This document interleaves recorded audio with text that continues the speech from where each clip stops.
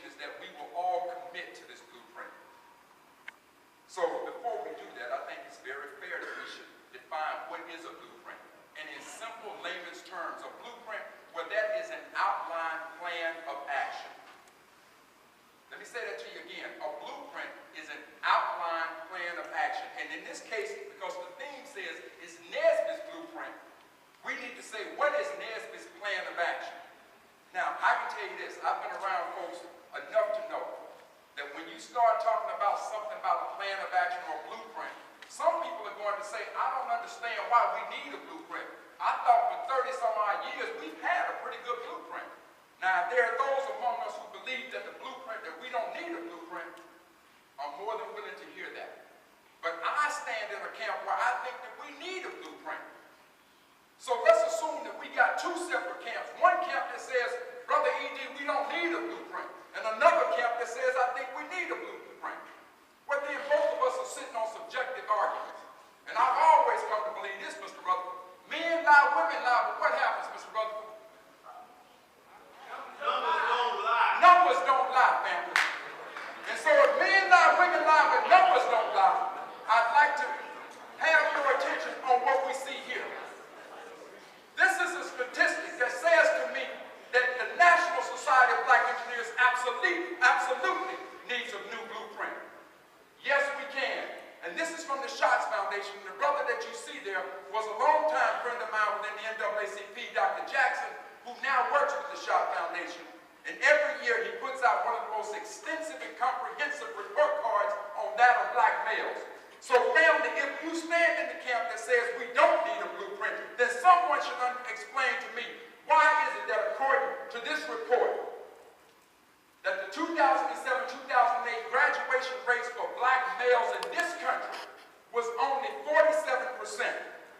When you take a look at young blacks and Hispanics throughout America, the graduation is somewhere around 50%. Now that, my people, is an abomination.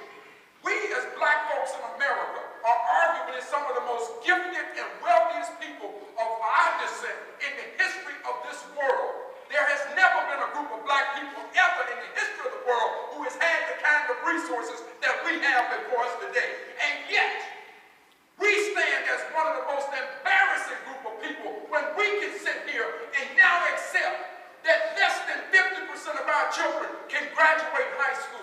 I graduated Lanier High School not 10 miles from here. All black high school, maybe 300 plus in my graduating class. At best, maybe there was 3 that did not graduate. That's 1%, family. And for those 3 that did not graduate, they at least had the wherewithal to go back before the summer ended and get a GED.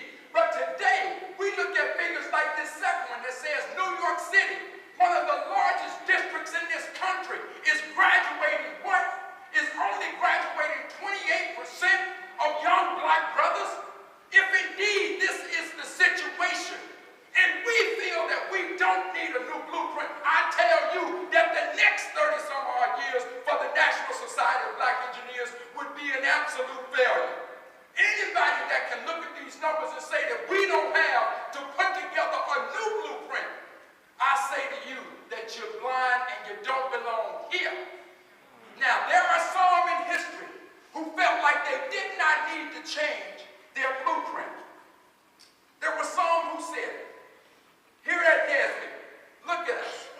For one moment on our membership, society looked at us and said, when the rest of the country was showing a downward slide towards getting young black folks or getting Americans into engineering, we at NSBE were showing an upward trend.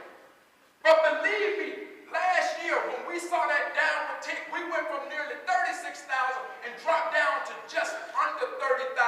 At that point, it caught my attention. When I look at the next set of numbers, look at this. Even though for the last few years, NSBE's membership has been going up, and we finished in 2008, 2009 with 33,067 members.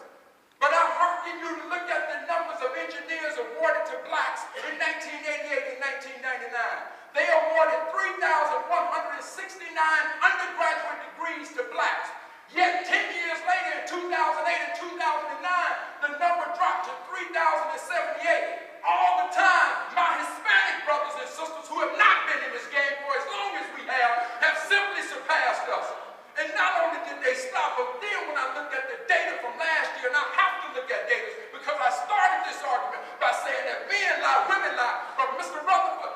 numbers, they don't lie. Look at the numbers in 2009. Hispanics went from 4,400 to 5,500. They increased in 1 year 1,100. Yet we only increased 18. Not by a magnitude of 18, but 1, 2, 3, 17, 18. Yeah, family. I stand in the camp that we need a new blueprint. So based on our mission says that we are to increase these numbers. Our mission says that we are to culturally be responsible. Our mission says that we are to positively impact the community. You tell me, family, just us in this room, nobody else, are we really living our mission? Is this the best that these lightning bolts can produce? No, not no. Hell to the no.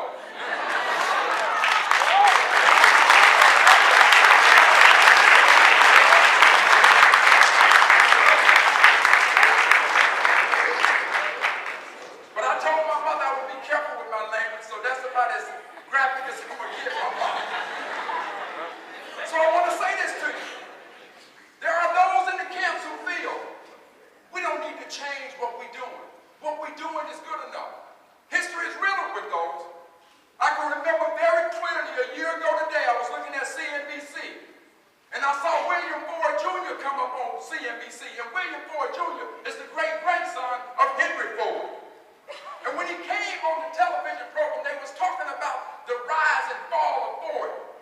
And William Ford Jr. said the reason that Ford failed is because Ford stopped changing. Ford refused to adapt a new blueprint. Ford didn't pay attention to their environment. Gas prices were going up. Unemployment started hitting, and they refused to pay attention. They refused to adopt a new blueprint. Where there were 3 little companies in Asia, Nissan, Toyota, and Honda. The little 3 became the big 3, and the big 3 was sitting in front of Congress asking for a bailout. You better be willing to accept the new blueprint. There was another company who just refused to accept the new blueprint. A company called Blockbuster. Blockbuster did not want to accept the new blueprint. Now the most hated word in Blockbuster is Netflix, because Netflix accepted a new blueprint. Yes, they did. Oh, but then there was another company who said, I like what we're doing, but I think we got to take it to another level. There was a little company called Apple. Oh, Apple said, oh, I like the fact that we got a blueprint for making computers, but it's time for us to make a new blueprint.